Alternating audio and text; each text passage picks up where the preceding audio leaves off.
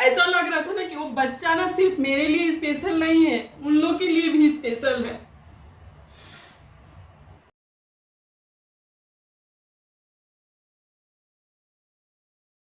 Hello everyone, मैं हूं शशि राय और आप लोग का स्वागत है मेरे चैनल वन खटोला में। तो आज हम बात करने वाले हैं कि मेरे इनफर्टिलिटी ट्रीटमेंट में कितना खर्चा आया था। कि शादी को 8 साल हो गए थे, मैं बहुत डिप्रेशन में रह रही थी। मेरे हस्बैंड भी मतलब परेशान होने लगे थे। हमने ट्रीटमेंट डबलिन में कराया था। आयरलैंड कंट्री है जो कि यूके का पार्ट है, तो हम वहीं पे रह रहे थे। तो मेरा सारा ट्रीटमेंट जो है वहीं पे हुआ था। तो मैं आपको बता देती हूँ कि कितना कॉस्ट आया था। तो गाइस, आप लोग वीडियो को बिना स्किप किए वीडियो को कंटिन्यू देखिए, तभी आप लोगों की सारी चीज़ें समझ में आएगी। तो गाइस, मेरा जो इनफर्टिलिटी ट्रीटमेंट का कॉस्ट पड़ा था वो 10 लाख के राउंड पड़ा था। क्योंकि मेरा जो इंजेक्शन पड़ रहा था वो बहुत ज़्यादा कॉस्टली था। एक एक इंजेक्शन 10-10 हज़ार, 8-8 हज़ार, 12-12 हज़ार का था। जो कि मुझे जो इंजेक्शन वो पड़ा था वो एक दिन में 3 इंजेक्शन पड़ा था, और वो इंजेक्शन 4 महीने मुझे पड़ा था। मुझे बहुत सारे टेस्ट हुए। कुछ ऐसे भी टेस्ट थे जो कि 50,000 60,000 के भी थे। तो गाइस, ये जो मैंने कॉस्ट बताया था वो प्रेगनेंसी के पहले का बताया था कि जो मुझे इंजेक्शन पड़े थे, सारे टेस्ट हुए, वो बहुत लंबा चला था। तो 10 लाख अराउंड पड़ा था। दूसरा आता है कि अब मैं प्रेग्नेंट हो गई, तो प्रेग्नेंट हुई तो क्या मेरे पॉकेट से खर्चा हो रहा था या नहीं हो रहा था, वो खर्चा कौन उठा रहा था। तो मैं आपको बता दे रही हूँ कि एक बार डबलिन का ऐसा रूल है कि अगर एक बार आप प्रेग्नेंट हो जाते हो तो वो लाइबिलिटी सारी गवर्नमेंट की हो जाती है। वो सारा खर्चा माँ का, बच्चे का, वो सारा खर्चा गवर्नमेंट उठाती है। मेरे 2 डॉक्टर के पास जाना होता था, मंथली चेकअप होता था। तो एक तो था कि जहाँ पे मुझे डिलीवरी होना था, और दूसरा ये था कि मुझे जिसको पर्सनल जीपी वहाँ बोलते हैं, गायनेकोलॉजिस्ट, वो देखती है। तो उसका भी वो सारा चीज़ खर्चा गवर्नमेंट ही उठा रही थी, मेरे जेब से एक भी नहीं जा रहा था। और अंत में जब मतलब 36 वीक हो गया तो मेरा जो चेकअप होने लगा वो वीकली होने लगा।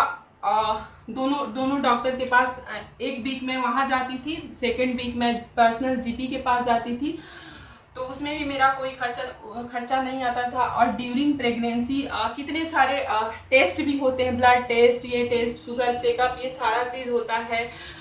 तो इसमें भी मेरा कोई खर्चा नहीं आ रहा था। और मैं आपको एक चीज़ और बता देती हूँ कि जो है वहाँ की गवर्नमेंट खर्चा क्यों उठाती है। क्योंकि गाइस, वहाँ पे पॉपुलेशन है वो बहुत ही कम पॉपुलेशन है, जिसकी वजह से वहाँ के लोग जो होते हैं ना कि ऐसे ही लिविंग रिलेशन में रहने लगते हैं। उन लोग को अपने लाइफ में डिस्टर्बेंस बिल्कुल भी नहीं चाहिए रहता है, अपना लाइफ एंजॉय करते हैं। बच्चा बहुत कम करते हैं, कम लोग ही करते हैं।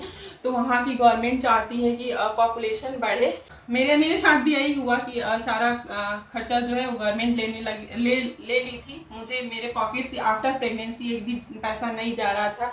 चाहे ट्रीटमेंट हो, चाहे चेकअप हो, चाहे ब्लड टेस्ट हो, एवरीथिंग का उसके वही खर्चा कर रही थी। हाँ, वहाँ का जो रूल है, या फिर वहाँ के लोग बोल सकते हैं, या गवर्नमेंट का ऐसा ट्रेनिंग बोल सकते हैं लोगों का।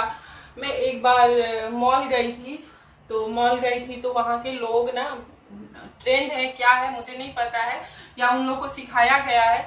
तो मैं खड़ी थी टॉयलेट जाने के लिए। टॉयलेट मॉल में बहुत लाइन लगी हुई थी, खड़े हुए 2 मिनट भी नहीं हुआ था। तो एक लेडीज आई और मेरा हाथ पकड़ ली। मैं आश्चर्य भी हो गई कि इसने मेरा हाथ क्यों पकड़ लिया। फिर उसने मुझे टॉयलेट ले गई, क्योंकि उसको समझ में आ गया कि मैं प्रेग्नेंट हूँ, मैं बहुत ज़्यादा देर तक खड़ी नहीं हो सकती हूँ। गाइस, वो जो फीलिंग होता है ना कि मतलब मेरे ना मुझे ना स्पेशल ट्रीट किया जा रहा था, कि जैसे मैं लग रहा था कि मतलब मैं स्पेशल हूँ उस दौरान। तो मुझे ले गई टॉयलेट के लिए। मैं अपनी फीलिंग बता रही हूँ, जो उस टाइम मुझे जो फील हुआ था, मैं उस टाइम भी रोई थी। कि कोई आपको मतलब आप किसी चीज़ को चाह रहे हो, आपको हो गया है, और वो आप ही के लिए स्पेशल नहीं है, वहाँ के लिए भी स्पेशल है।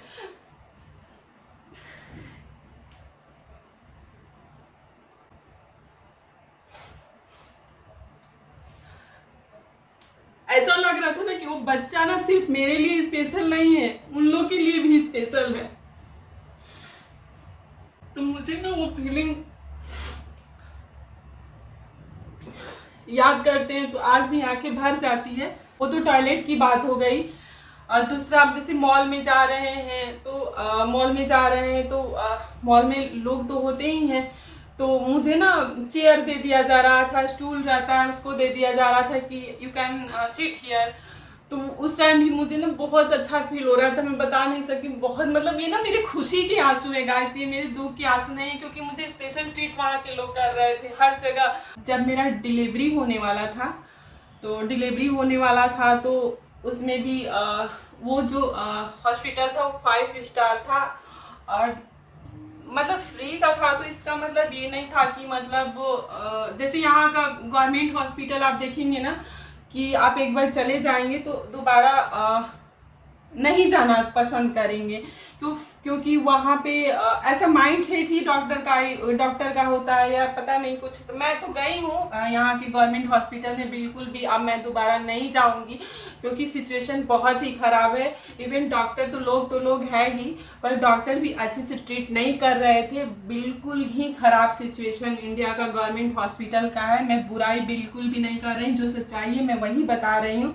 मदर को मेरी कैंसर हो गया था, तो बनारस के BHU में ट्रीटमेंट स्टार्टिंग का चल रहा था।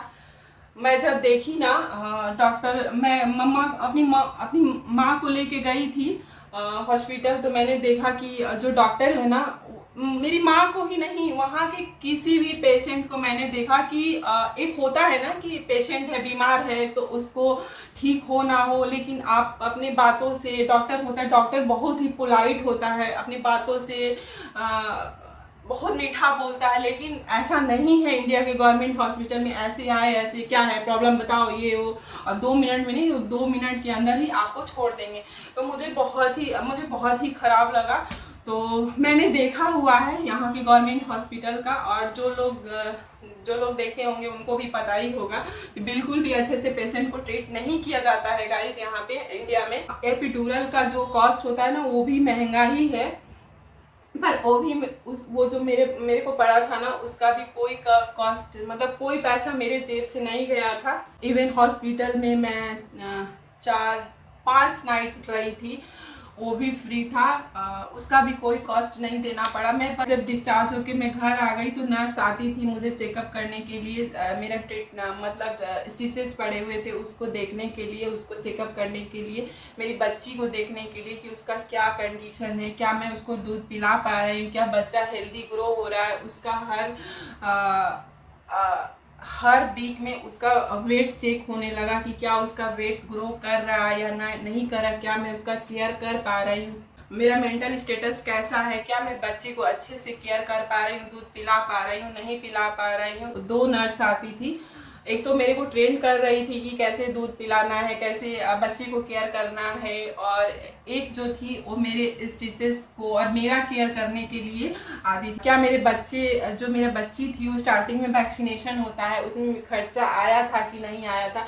तो मैं बता देती हूँ कि जब मेरी बेटी हुई थी तो हम लोग 6.5 महीना वहाँ पे थे, क्योंकि उसका पासपोर्ट नहीं बना था, बिना पासपोर्ट के हम आ नहीं सकते थे।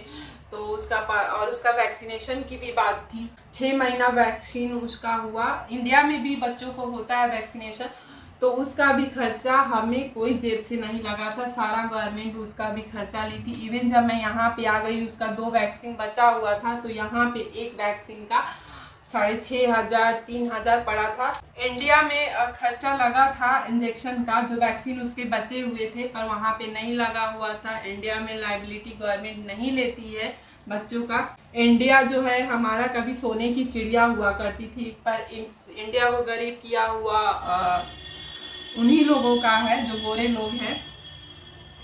तो वो लोग हम लोगों से 100 साल आगे चल रहे हैं, क्योंकि आज के डेट में भी मैं इंडिया में देख रही हूँ कि रोड बन रही है, सड़क बन रही है, पर वहाँ पे नहीं, वहाँ पे 100 साल 200 साल पहले ही बन चुका है।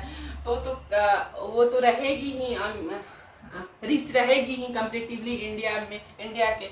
वो लोग लूट के इंडिया को 500 बरस इंडिया गुलाम रही है उन लोगों की। सारा जो धन है यहाँ से लूट के वो लोग ले जा चुके हैं, तो वो लोग हम लोगों से आगे चल रहे हैं। और तो स्थिति सुधरने में टाइम लगेगा। और पॉपुलेशन भी एक रीज़न है यहाँ का। इंडिया में किसी का एक बच्चे से मन नहीं भरता है, 2 चाहिए, 4 चाहिए, 5 चाहिए, 10 चाहिए, किसी किसी के तो 12 भी बच्चे हैं। कि जब बच्चा हो जाता है तो भी उसको कुछ ना कुछ गवर्नमेंट पैसे देती है। तो मेरी बेटी को भी मिलता है, जिसको कि हम चाइल्ड बेनिफिट करते हैं, उसको हर मंथ मतलब 15,000 के राउंड उसको मिलता है। जब उसको 18 साल तक उसको मिलेगा और मदर के अकाउंट में आता है बच्चे के लिए। और हर किसी को चाइल्ड बेनिफिट मिलता है। और जैसे बाहर के कंट्री के लोग अगर वहाँ रह रहे हों और उन लोग 3 साल वहाँ रह लिए हैं कंटिन्यू, तो उनको चाइल्ड बेनिफिट मिलता है। तो चाइल्ड बेनिफिट उसको 18 साल तक मिलेगा। अभी 2 साल की हुई है, उसको अभी 16 साल तक मिलेगा, जो कि वो भी मुझे अच्छा लगता है जब आता है। तो मुझे लगता है कि मतलब मेरी बच्ची अभी से कमा रही है, मुझे अच्छा लगता है। आप लोग को मैंने बताया कि सारा कुछ मैंने बताया है इस वीडियो में, ट्रीटमेंट का कॉस्ट और मुझे बच्चा क्यों नहीं हो रहा था। और मैंने अपनी डिलीवरी जर्नी जो है वो भी आप लोगों को मैंने शेयर किया हुआ है। 2 वीडियो 2 पार्ट में मैंने बनाया है। वो दोनों वीडियो का मैं लिंक शेयर कर दूंगी इस वीडियो में, आप लोग जाके देख लीजिएगा। डिस्क्रिप्शन में आप लोग को लिंक मिल जाएगा। और मैं वीडियो को यहीं पे एंड करती हूँ। अगर आप लोग को वीडियो पसंद आई है तो लाइक कमेंट शेयर ज़रूर कर दीजिएगा। Bye bye, take care.